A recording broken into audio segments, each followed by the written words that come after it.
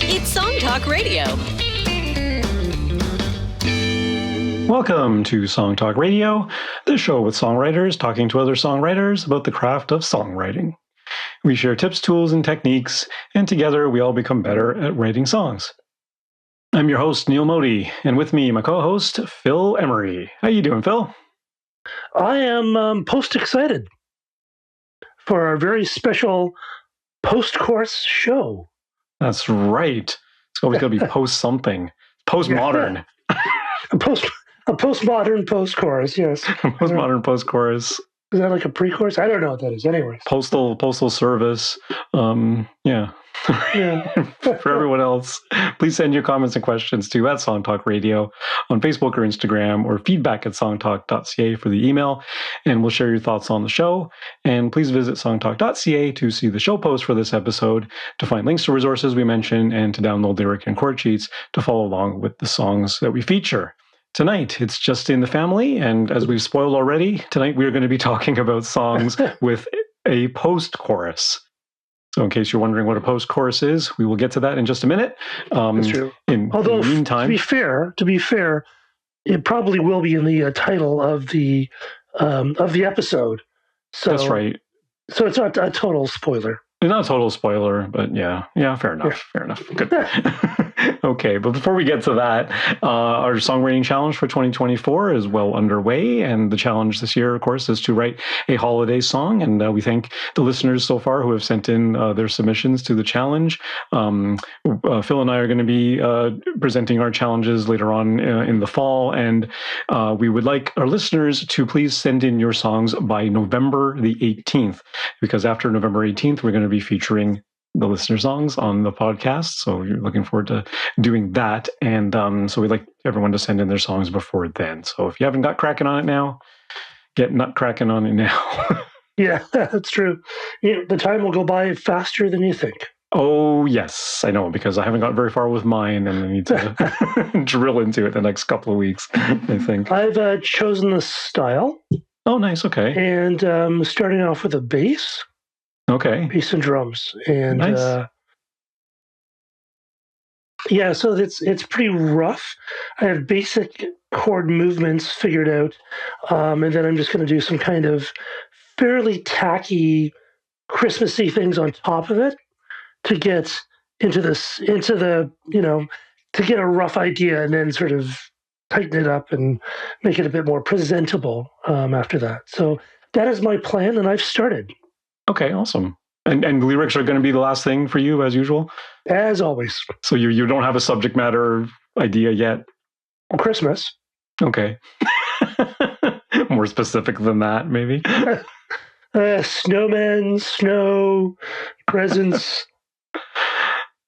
panic about buying presents, something like that. Panic in the streets at Christmas. Yes. Wasn't there a Smith song, "Panic in the Streets"? Panic in the Streets of Caroline. Of London? No, what was it? Yeah.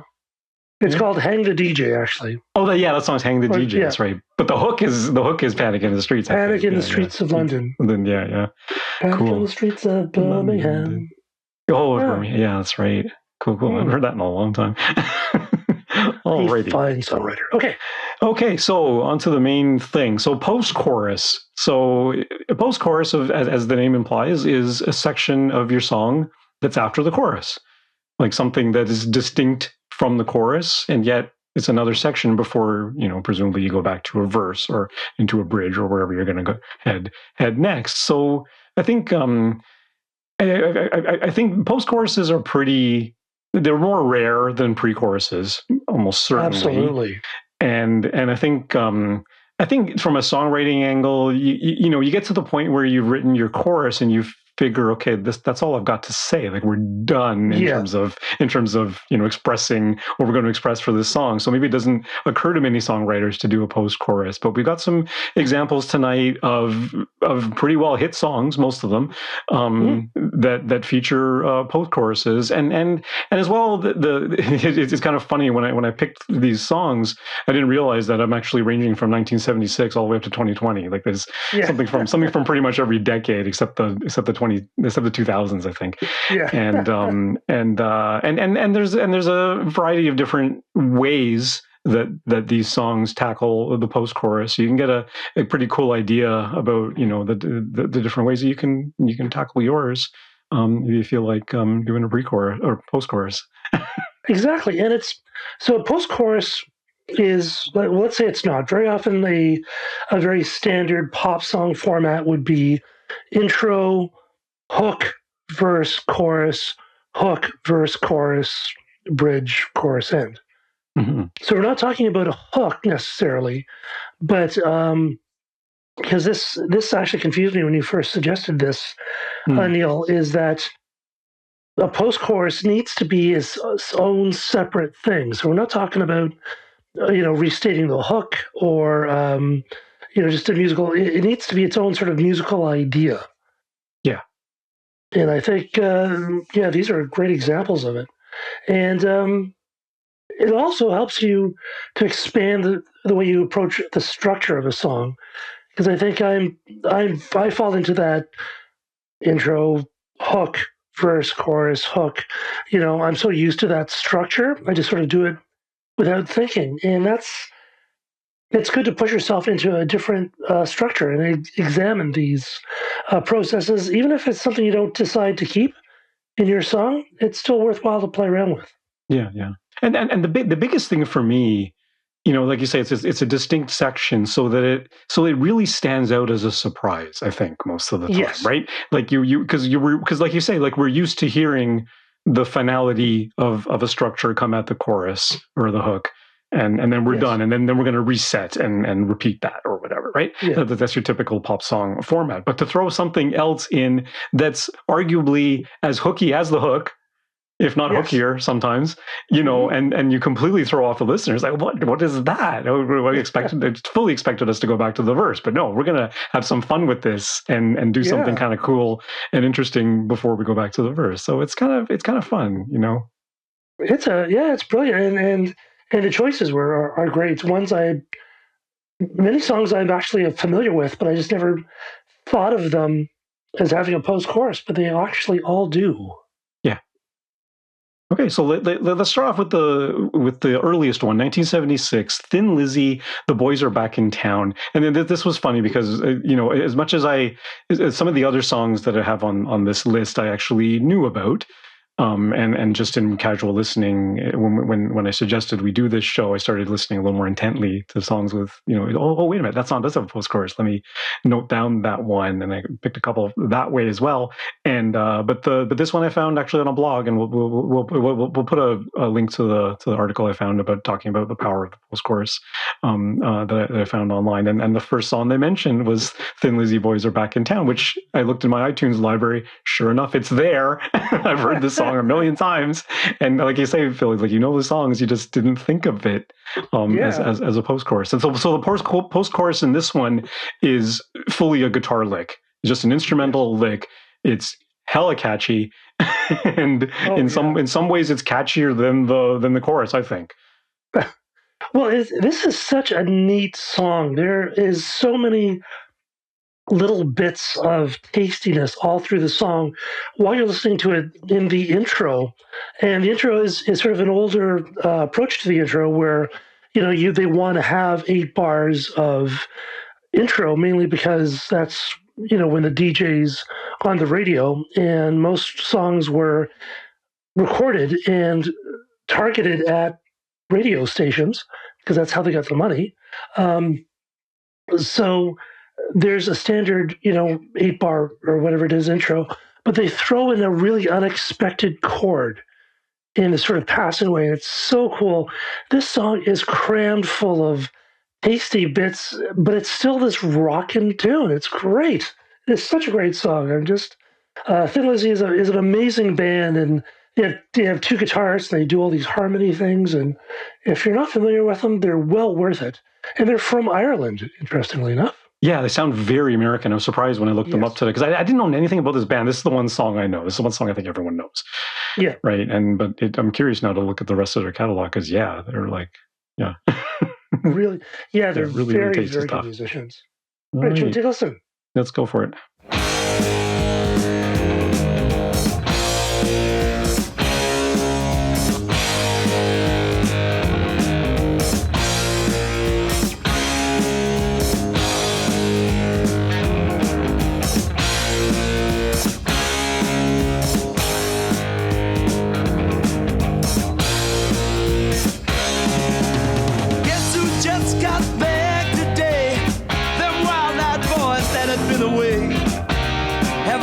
ain't had much to say, but man, I still think them cats are crazy.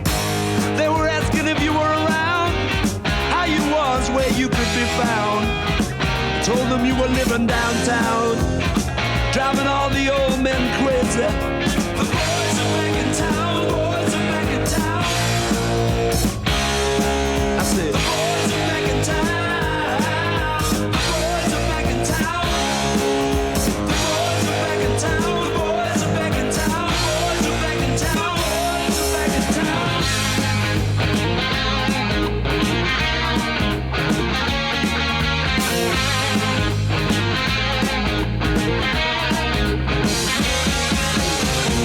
You know that chick that used to dance a lot? Every night she'd be on the floor shaking what she'd got. Very cool. Yeah, there's that. There's the dueling guitars, playing in harmony, which is a really cool thing. Wild. But it's a totally separate idea. It's not. Yeah. Wasn't mentioned in the verse. It wasn't mentioned in the intro. Nope. Or in the chorus. Yeah. But it really kind of gave some life and some interest to the song. The song is 4 minutes 25 seconds, so a little bit longer. But yeah, because they've got a bridge and everything in the song. There's a lot of stuff going on. But there's a bridge and more stuff, I think. Yeah, and I think that lick comes back. I think after the bridge or something, like comes back in a different location. It's not right after the chorus, after the bridge or something like that. So they do play around with the location of it too. But it's interesting too that like the chorus is clear. This is we were talking a few weeks ago about declarative choruses. Well, the boys are back in town.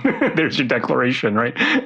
So it's a very simple declarative chorus. The boys are back in town. The boys are back in town. I said the boys are back in town. The boys are back in town. That's it, right? So so in some, I mean, the chorus is anthemic and catchy and all that stuff. But in some ways, it's lyrically very simple. So why not throw in, especially when you've got a band with dueling guitars, like why wouldn't you? Absolutely. It's a brilliant band and definitely a brilliant song. Yeah. And I know we're not talking about lyrics here, but it is refreshing because the approach to the lyrics in the 60s, 70s, and even in the 80s are very different. They're not me or you songs, the boys are back in town. It's about this thing that's going to happen in the future. It's a pretty complex thought, and it's nice to hear something that's not just you broke my heart or I feel this or life sucks. Right. Yeah, and speaking of lyrical content, like that's actually a question I have really about post-chorus is because the next few examples. The next example, anyway, it's not an instrumental section like the Thin Lizzy. It's a full lyrical section. So again, from a lyrical perspective, if you've got done saying what you're going to say at the end of your chorus, whatever you've got left to say is probably going to go into a bridge. So to think of another lyrical section for a post-chorus that. You got to think about how does this extend the story? Does it spin something from a different angle, like a bridge would do, but not quite as far, maybe, or something like that? So I'm curious what you think, Phil, about the next song because it is a full lyrical section that actually comes back to the chorus the chorus hook in a different way. Consider what it means from a storytelling perspective as well. Like what are we saying in the post-chorus that we haven't said yet, kind of thing. Okay, this is Steve Winwood back in the High Life again.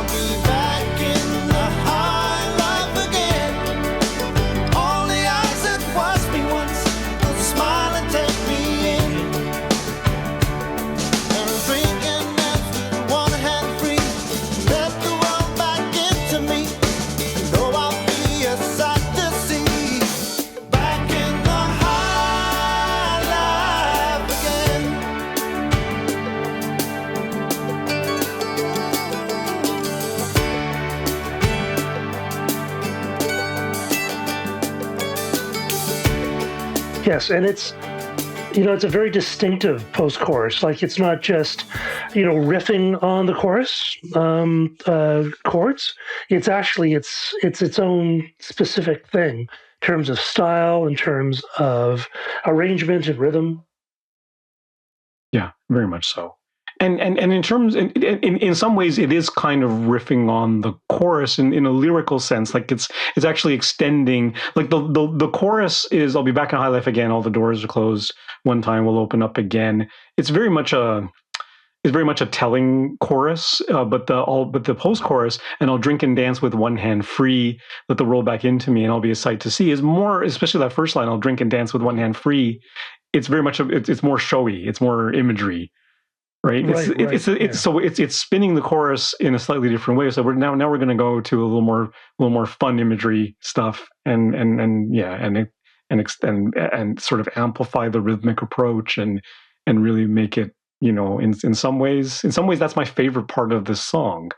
Yeah. I was looking forward to that break happening, right? And as well, he brings it back in the high life again, but a very different melody, more extended, longer than it was in the chorus. So it's a different version of that. So it is in some ways it's an extension of the chorus, but I think more significantly it is a post-chorus. Like it is a very distinct section musically. Yeah. Lyrically, it's a little more extension of the chorus, but I think the musical difference is what makes it stand out. Yeah, I mean, I think we had this discussion before. If you make it too far away from the chorus, then it becomes sort of a bridge. And then you wind up, and then it's just like a bridge as opposed to, a post-chorus. So I think it's, I'm sure we're definitely nitpicking, but yeah, and that's maybe arguable as well, because like a post-chorus is just in terms of quantity of sections. Like a bridge, typically you only have one bridge, but a post-chorus you can have as many as choruses you have. Yeah. You can have a post-chorus. You can have 2 or 3. That's true. I think now I think about it, I think typically the songs that have many choruses, like more than 3 choruses, probably won't have a post-chorus, because that'll just make the song 7 minutes long. That's true. Right? So you can't go on forever. So I think at least the songs that we picked for this, I think they tend to be 2-3 chorus songs. Yeah, that is a good point. And actually, there was way back when we were on the radio. Well, I guess technically we still are. But when we did this live in the radio station, we had a show about a Beatles song, and one of the Beatles songs had 2 bridges, and then we were talking about whether or not these were bridges, and maybe those were actually just post-choruses. Maybe they weren't bridges at all. Yeah, it was, what song was it? It wasn't 8 Days a Week, it was the other one, Hard Day's Night. Yes. Yeah. So yeah, that one's still up for debate. I think it could be interpreted. Yeah. It's just. I mean, Beatles did that a lot. Actually, it's just another catchy section. Like it's just another great sounding thing. So at some point, you don't care. It's like, wow, this sounds good, and move on, right? But it's another place. Yeah, it's another place to put hooks. Yeah, and things are so hook based now because you have to grab people right off the top. So you have hooks in the beginning, hooks in the verses, hooks in the choruses. Yeah, and I feel like modern pop songs maybe are blurring those lines even more, because it's just hook after hook after hook after hook. Yeah. Which one's the verse? Which one's the pre-chorus? Which one's the post? Which one's the chorus? Like, who knows? Whatever, right? Maybe it's like a dish that all it is spicy. If you have a dish that's so hot you can't taste anything, all you're tasting is hot. Yeah. It kind of defeats the purpose of spice. But yeah, no, good point. That's a good comparison. Okay, up next is a song we featured on the podcast before. I try to feature this song whenever I can, because I absolutely CanCon? Well, CanCon, number one. Well, actually, CanCon's not the thing. It's just so damn catchy and so damn infectious. I just think it's such a banger of a song. And I never appreciated it back on the day when I was a kid, but it was all over Much Music and all that sort of stuff. And this one, okay, so this is Loverboy, Working for the Weekend, 1981. And this one is really interesting because where they sing the title, everybody's working for the weekend, actually musically has the tension of a pre-chorus. That is true. Right? And then the section after that, you want a piece of my heart, you better start from the start. That has more of the energy and the resolution of a chorus. It feels more like a chorus, but the title's in the second section. Everybody's working for the weekend. That's a good point, actually. Right? So I'm kind of iffy. Now, here's the thing. Even if you want to say, okay, the title's in the pre-chorus, everybody's working for the weekend, and then you want a piece of my heart is the chorus, there's still a cool guitar lick after that. Yeah. That maybe is like the Thin Lizzy song, and that's the post-chorus. Yeah. So again, this is a song that's got like 4 major hooks, because I count the verse as a hook, and the verse is pretty hooky too. Yeah, 4 major hooks in succession. I kind of put my head up at which is the pre and which is the post, and I just love it all. So yeah. Another thing that's nice about this song, I mean, again, lyrically, I know we're not talking about that, but it's very not metaphorical. It's not, it's not artsy. It's very straight ahead, and it talks to everyone, which I think is kind of nice, especially from that time. What year was it again? 1981. 81. Wow. Yeah. Right. Let's take a listen. Do it.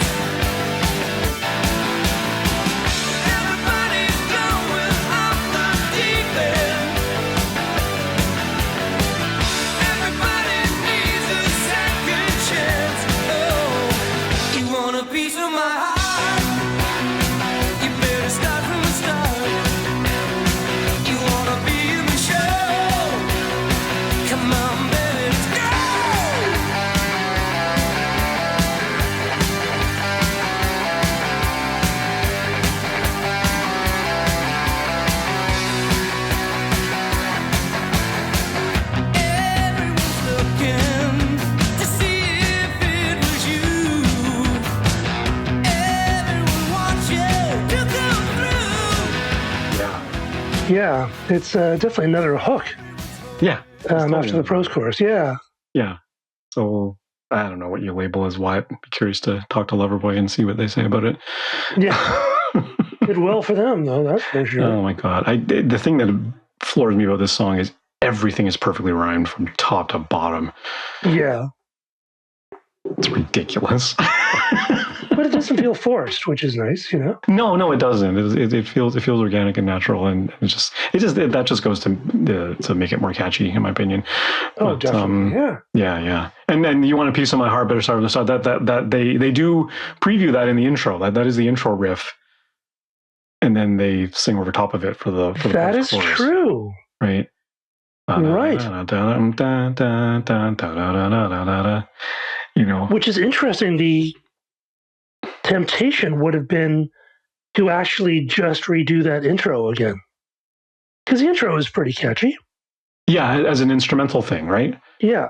But they chose not to kind of give it its own life.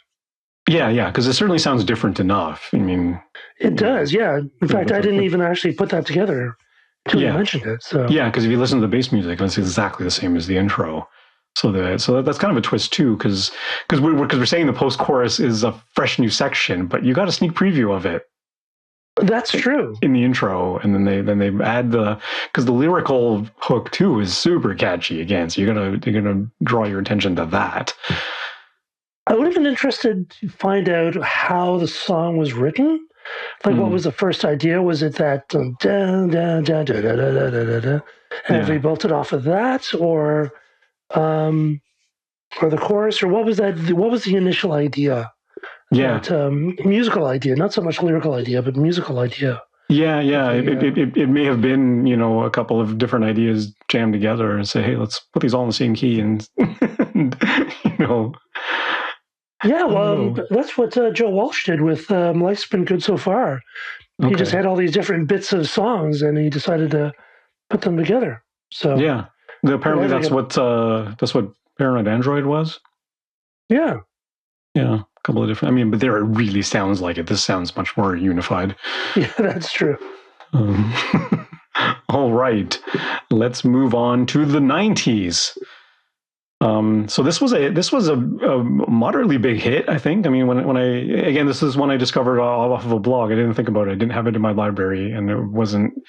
But as soon as I heard it, I was like, oh yeah, I've heard this before. So, infectious dance pop song by Hadaway, "What Is Love," 1993. So this song is interesting too, because we're talking about all the musical differences. This song is the same 4 chords all the way through this whole song.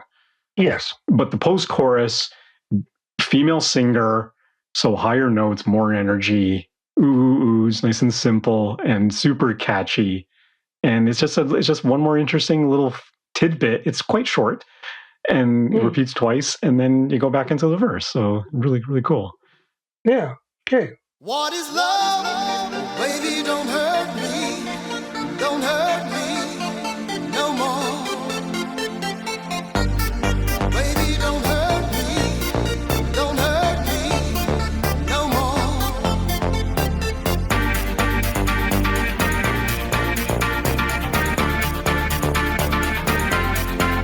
What is love?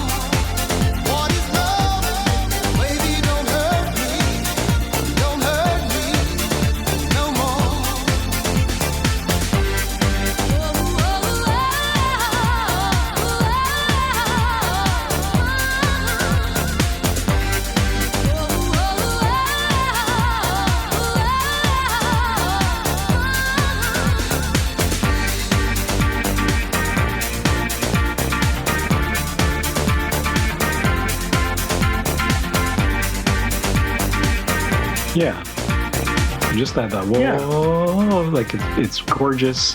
It's very, I don't know, is that kind of a dance music trope to have a female vocal, like just doing the soaring oh things, But it does give the chorus, a bit of power at the end. It's it's a fine chorus, but it's that oh stuff really does kind of bring it to life a bit more. And of course, this was a very the song became kind of famous for the skit on Saturday Night Live. So whenever I hear the song, I can't help. Oh, that's right. I've totally forgot about that. Yeah, with the guys just bopping. Oh my god. Yeah. The guys in the club. Oh, that was funny. Yeah. Okay. Funny. Yeah. So that's where I heard it before.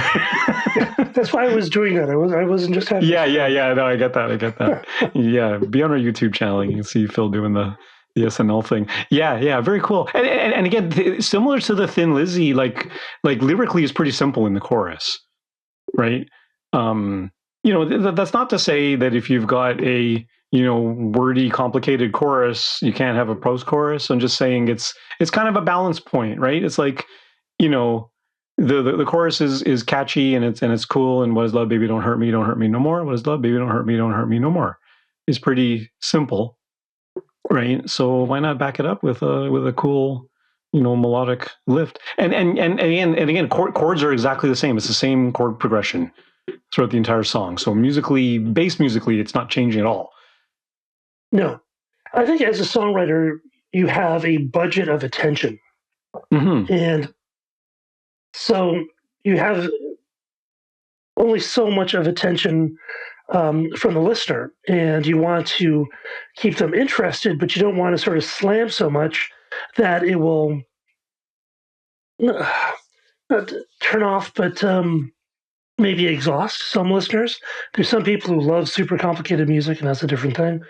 So if you do have a chorus that's very complicated, lyrically or conceptually, putting a post chorus on top of that is complicated or has too much stuff can really that'll just exhaust the listener. You've run out of attention from your listener.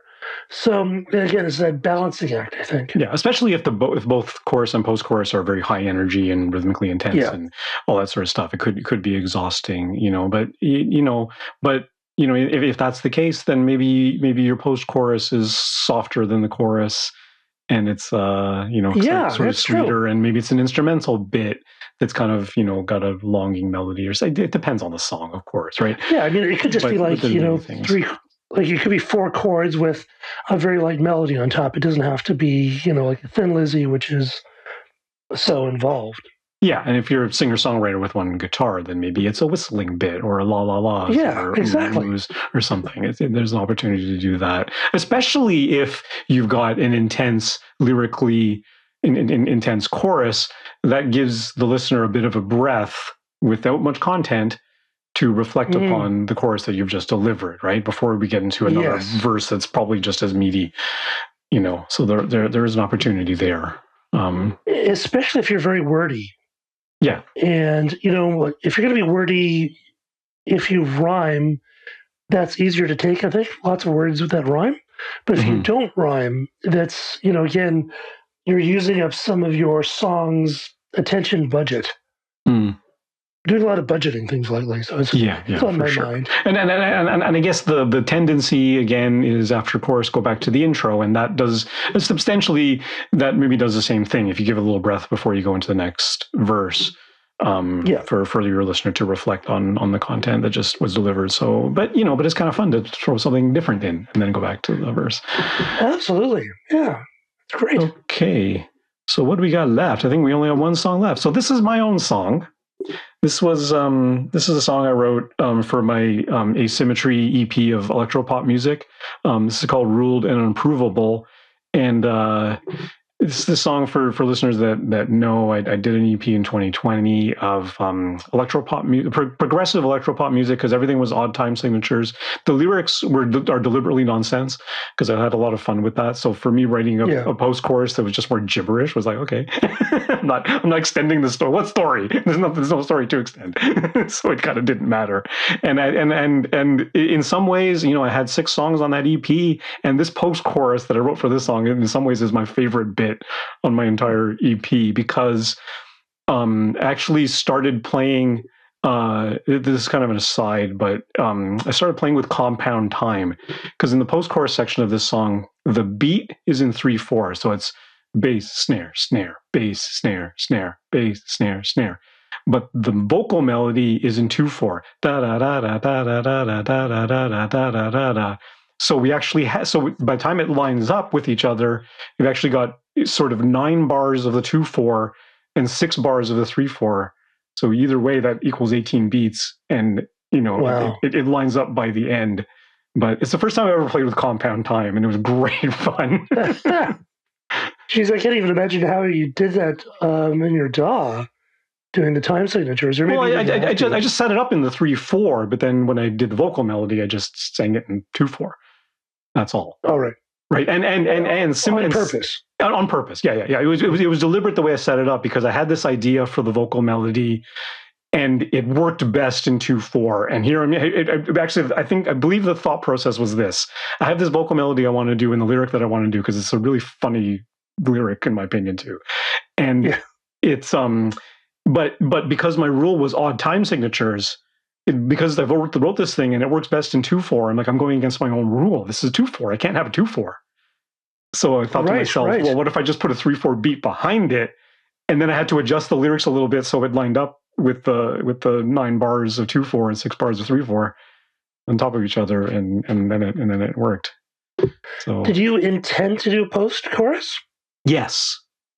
Okay. Yes, Cool. for this song actually was the only time that I've actually thought deliberately I'm going to do a post-chorus. It's going to be fairly different from the rest of the song, and that's it. Like I want it to be a very, very distinct section, and I think I pulled it off.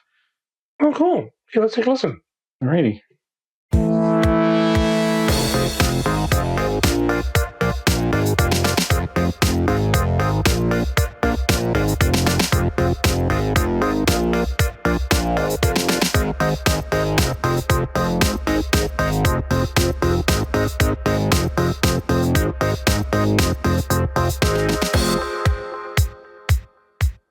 Silver bonnet, not really there.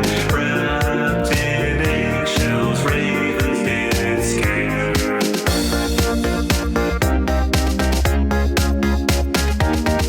Ruled and unprovable, punished in a cubicle. That's far from unusual. If you walk around and save your work and candles on a can of corn without a fork that's in your eye, and fever never asked you why she lied. Mighty compa, tell us your tale. Can't be that boring, truth if you dare.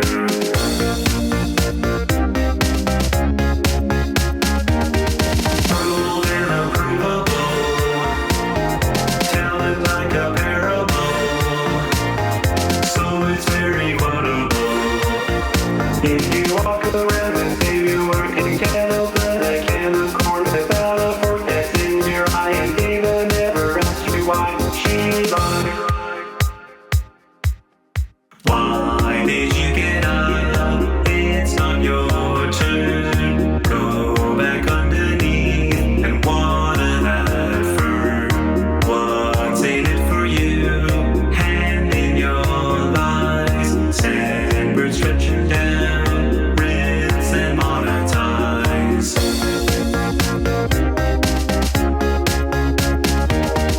Ruled and unprovable. Question till you're likable. Many times preferable. If you walk around and say you work and can't open a can of corn without a fork that's in your eye, and Viva never asked you why she lied. I always like that one. Wild. Thank you. Yeah, thanks for playing the whole thing, 2.5 minute song. Yeah, and also one of my favorite bridges on that EP as well. Yeah. So yeah, so this song's got it all: verse, chorus, post chorus. Well, no pre, I guess, but post chorus and bridge. So the post chorus was the da da da da da da da da da da da. Yeah. Which is interesting because that might be one of the most catchy things in the song. Yeah, that's what I mean. Yeah. It's my favorite part of the song because every time I hear it, I'm like, yeah, that's the part's coming up, and that's the super coolest. And it's very, and in some ways, it's very simple. It's da da da da da da. It's like two notes. Da da da da da da da. Yeah. Yeah. Yeah. But then if you listen closely to where the bass and snare hit underneath it, it's shifting as we progress.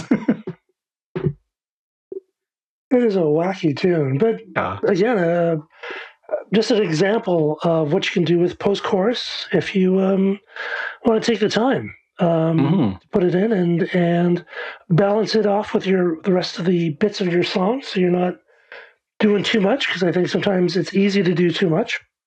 I was thinking about the Thin Lizzy stuff, which is when you listen to it again with attention, it's a very complicated song. We have lots of stuff, lots of different musical sections. And it was a hit, and it still sounded like a rocking tune. And, this was sort of before punk, and then punk came, when was Thin Lizzy? 1976. 76. So that's basically about the same time. Just before, yes. Punk was sort of like 76. I mean, the Ramones are a bit before, but I think, the main thing. Sex Pistols were what, 77 when they really hit the scene? Yeah. But, the whole thing about the punk movement was getting rid of all that fancy musicianship. Mm-hmm. The idea was that you didn't know anything. You could play like one chord, move your hand around the guitar. You were in a band, which was great. Mm-hmm. But it also, I think, maybe got rid of some of that finite or not finite, but fidgety bits of songs like Thin Lizzy, where you had different sections and different musical tags, and something that's a real rich experience, which the punks kind of got rid of. And sometimes I'm not sure if I hear that anymore, and I'm kind of wondering about that. Maybe I'm just not listening to the right stuff. Well, I mean, when I reheard this Thin Lizzy this week, it reminded me a lot of the Sheepdogs. I'm a much bigger fan of the Sheepdogs and familiar with the Sheepdog stuff. And you're right. I mean, Sheepdogs kind of, in a lot of ways, put their fancy musicianship first. They have dueling guitars. On that one album that I love, it's called Future Nostalgia, and it's quite aptly named because the second side, so to speak, like the last third of it, is basically an homage to the second side of Abbey Road. Like it's a bunch of short songs all strung together, right? And it's super. It's not even super complicated necessarily, but it's really inventive and really cool, and the musicianship really shines through. And it's like, wow, these guys are hitting it. But you're right. But the Sheepdogs fully they're rockers. Like every song just rocks right out, and it's catchy and it's moving. But a lot of really good, interesting guitar melodies, and that's one of their features. Yeah. And one guy who's a multi-instrumentalist plays a trombone, so they even have trombone solos in their songs. It's just like, it's the best thing I've ever heard. They are a really cool band. I will admit that people I've worked with have done a lot of work on their stuff, but even if the people I knew didn't work on it, I'd still like them. Yeah. Oh, there you go. So, yeah. Absolutely. Okay. Well, if you're out there, I think it's worth exploring post-choruses. Yeah. And, finding out what they can do for you. Yeah. Well, like I said, the biggest thing to me is it's a nice surprise for your listener. Yes. Right. I think that's the biggest takeaway. But hopefully you get a sense of all the different ways that you can do it and what it means for your narrative and what it means for the musical presentation and everything. Like there's a whole lot of stuff you can do with them. They're very it's flexible as any other musical part, I guess, musical section. Yes. So, okay. I guess that's all the time we have on Song Talk Radio. Special thanks to all the songs with a post-chorus. Of course, there are many more. Just got to go listening for them now. If you have favorites out there, let us know. Yeah. If you can point out some other favorite songs. Feedback@songtalk.ca. Yeah, send us an email, feedback@songtalk.ca. Let us know when we get enough of those. Maybe we'll throw together a Spotify playlist. Oh, that'd be fun. Yeah. So we want to hear from you. So send your comments on Facebook or Instagram to @SongTalkRadio, or send us an email, feedback@songtalk.ca. Let us know your favorite songs with a post-chorus. Be sure to check out our YouTube channel for live performance videos and full episodes, and subscribe today to the Song Talk Radio podcast on your favorite podcast provider. You can find links to all the products, books, and web services we mentioned on Song Talk Radio on our resources page on the website. And please join us at our next monthly Song Talk meetup. Whether you're in Toronto for in-person meetups or anywhere in the world for our online meetups, it's free to join on meetup.com and free to attend. Bring a song and a lyric sheet and get constructive feedback from other songwriters. Stop by songtalk.ca for the link. You can follow me at neilmodi.com. You can follow Phil at philemery.ca. And of course, be sure to stop by the website, songtalk.ca, to browse past shows and find out how you can be a guest. Thanks for tuning in, and keep on writing.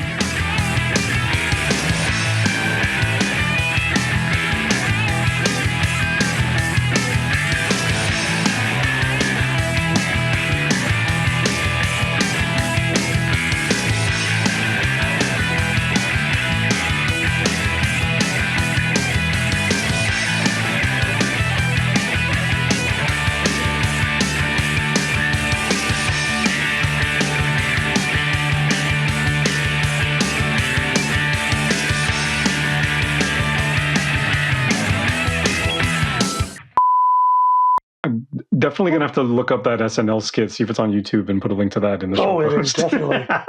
It's too funny. Like that's where I heard this song over and over again. Over and yeah. Oh dear, I totally forgot about that. Yeah, it's a very catchy song, but it's great. Yeah, it's a great tune. But yeah, you should do more nonsense songs. You think? Yeah. Yeah, I mean, it was fun. It was fun. Well, because Oasis.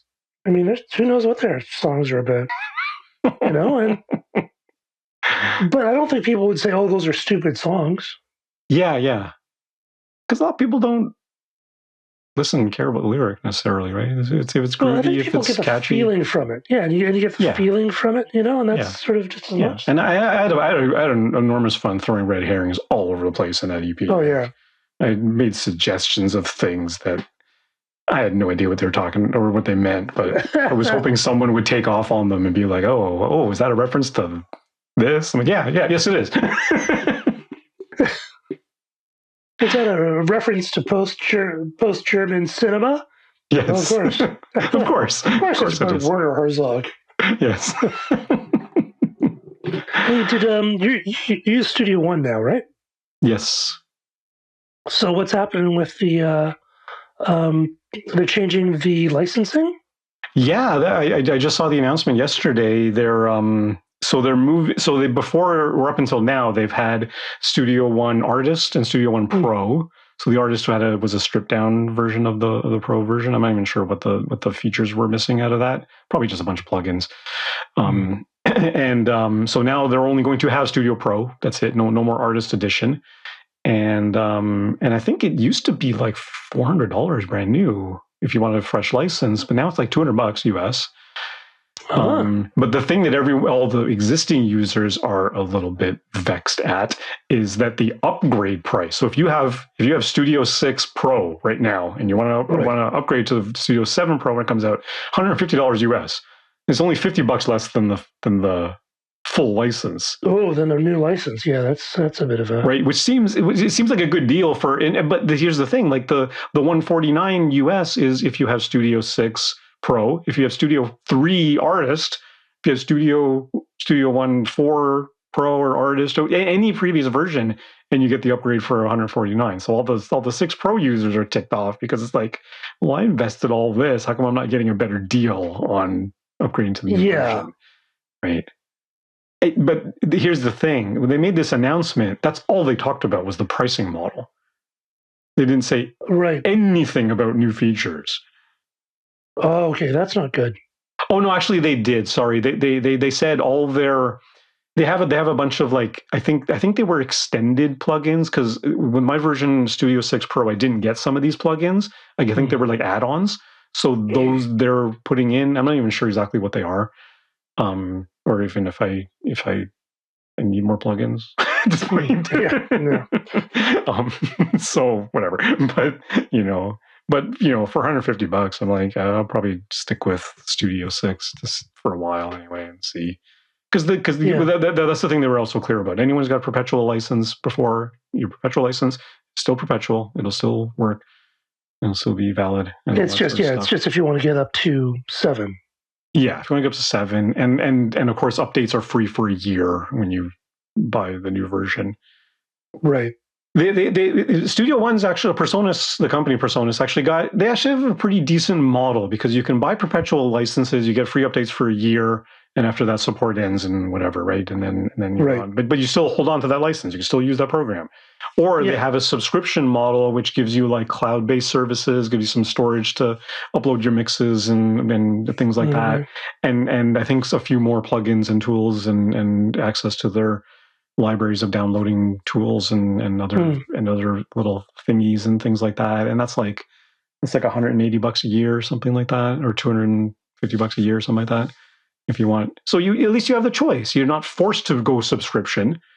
Yeah, you can buy it perpetual and live with that, or you can subscribe to their cloud-based thing and take advantage of all those features. But at least they're giving users the option, right? Which is the way to go.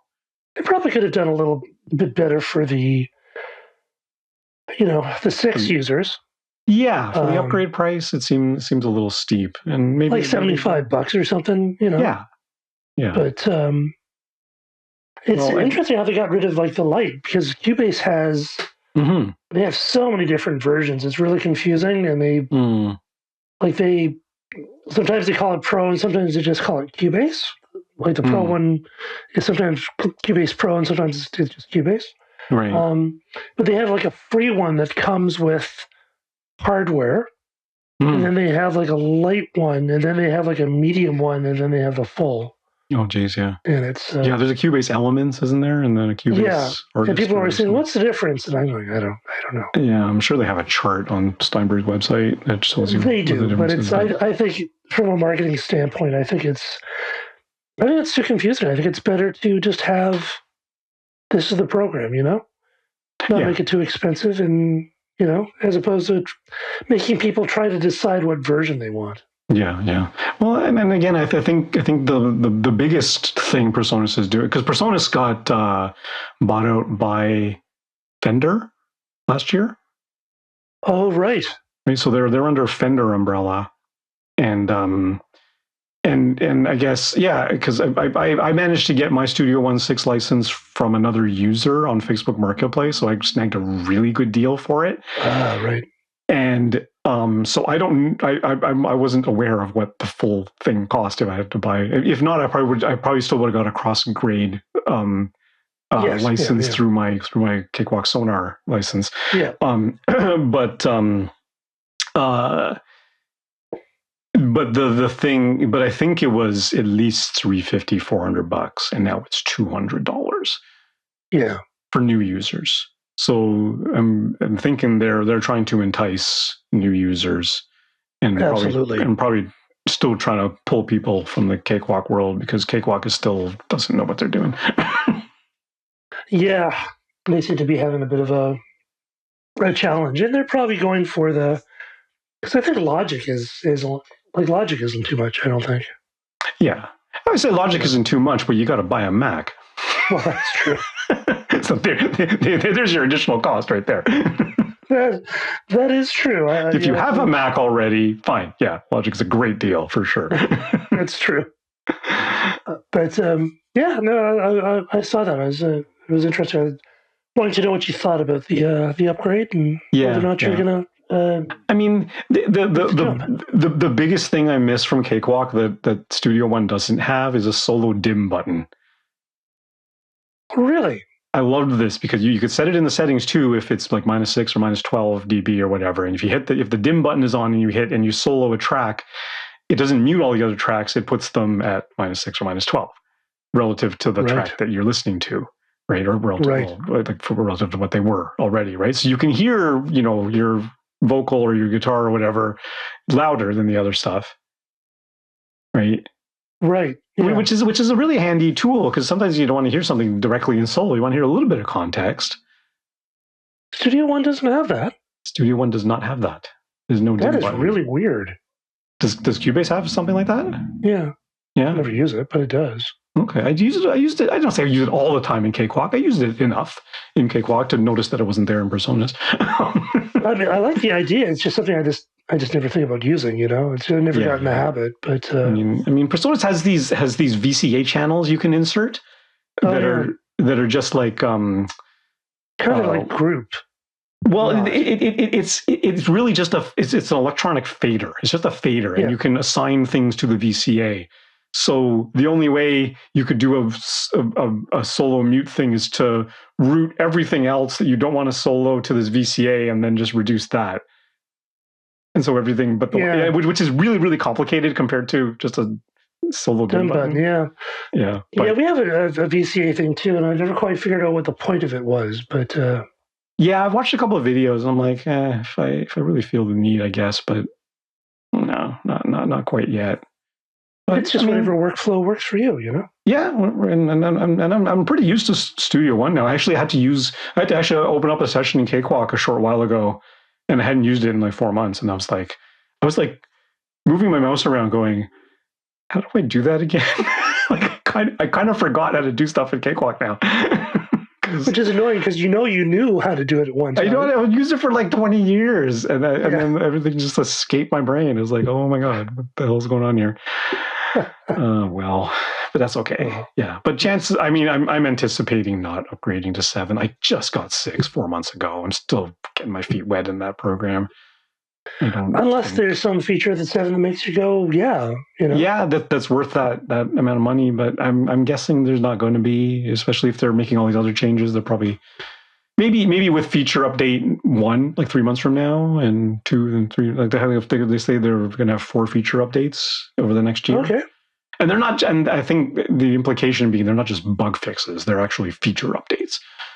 Okay. Like actually, because Cakewalk was good at this when BandLab was developing it. Every few months they were rolling out another thing that was like, now we have an arrangement panel, now we have a tempo track, now we have articulation maps, now they just kept adding all these really robust features that were super useful and stuff that we never had before. And it's like, yeah, this is the stuff we need.